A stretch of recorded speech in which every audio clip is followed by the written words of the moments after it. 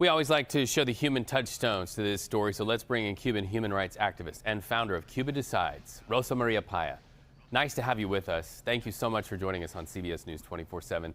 It bears mentioning also for our viewers that Rosa María is the daughter of a man killed for years of challenging the Castro dictatorship, Raúl Payá. You've got to be thinking of your dad as you see these developments, no? Totally. I'm thinking of him. I'm thinking of many Cubans that have lost their life fighting for freedom in a peaceful way, as they were rescuing refugees in the Strait of Florida, the 4 pilots that were shot down in 1996, and evidence indicate that Raúl Castro himself gave the order. So DOJ is doing what it should be done decades ago. Those families deserve justice. And look, the crimes of Raúl Castro and the group in power against the Cuban people are too many to be counted. So we understand this indictment not only as an act of justice, but also as an act of solidarity with the Cuban people in this crucial moment when the Cuban people on island are undergoing a very fragile moment, but also a moment of hope, when the Cuban people are in the streets demanding freedom, because we all understand that the only way to overcome this crisis is to get rid of the regime. I want to get your take on something Secretary of State Marco Rubio had to say about getting Raúl Castro onto U.S. soil. So let's listen to that together, and then we'll talk about it on the other side.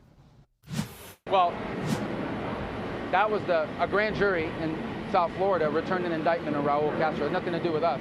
It's a grand jury. The evidence is clear. He admits to it. Raúl Castro openly admits and brags about he shot down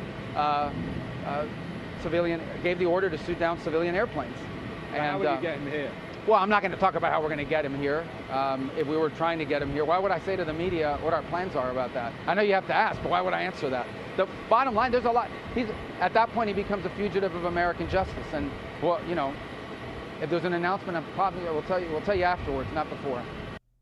So powerful to me as somebody who's stood on the waters, the shore waters of Miami, and I've seen flotillas come in and people get off of those flotillas, the wet foot, dry foot policy that allowed them to come in and reunite with their families and start over in the United States. It's powerful to me to think that Raúl Castro likely could get a flight into the United States, where so many who suffered under his dictatorship had to literally risk their lives on the water.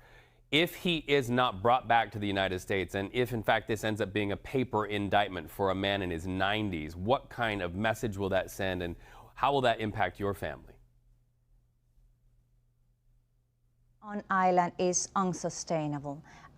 We are grateful to every action of solidarity taken by the government of the United States, by the DOJ yesterday.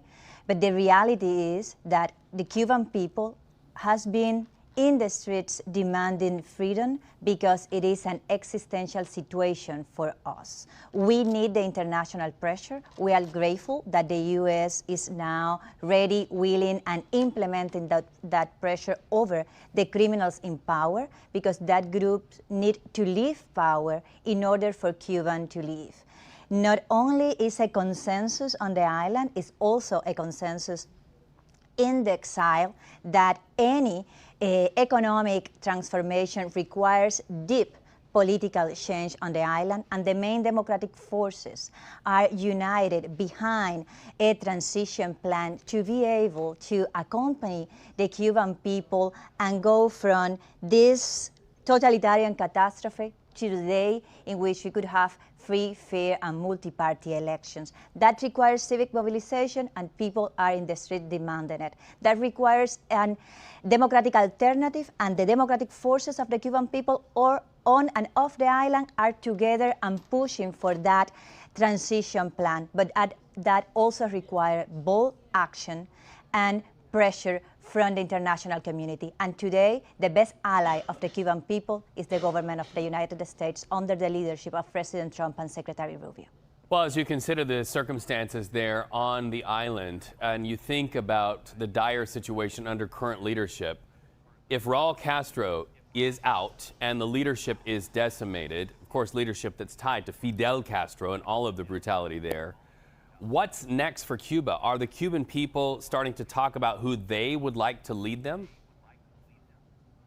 Look, we are coming from a totalitarian situation. We are going to need a provisional period, a transitional period, to go from this position to the position in which we are able to celebrate free, fair, and the first general elections in over 70 years. The democratic forces of the Cuban people are united, preparing a transition government that is going to be a government of unity, just to administrate during that provisional period and to put the country in the position of having free, fair, and multi-party elections. The plan that we are putting forward starts with the liberation, which means the Castro family and the group of in power needs to leave. We are talking about a few dozen of people, and continue with stabilization and reconstruction to end in democratization. Of course, that we're going to require the support of the international community, but this is not only the U.S. government imposing their interests. This is mainly the U.S. government helping the Cuban people to achieve what we need at an existential level, which is freedom and a chance to make a democratic transition. Rosa Maria, as a proud dad myself, I just want to close with this. I know your dad didn't get to see this day, but I can only imagine that he is enormously proud of his daughter carrying the torch forward to see this day through the eyes I know he loved. Thank you so much for talking to me today. Hope to see you back here on CBS News 24/7. Thank you so much. Best wishes to you. Thank you.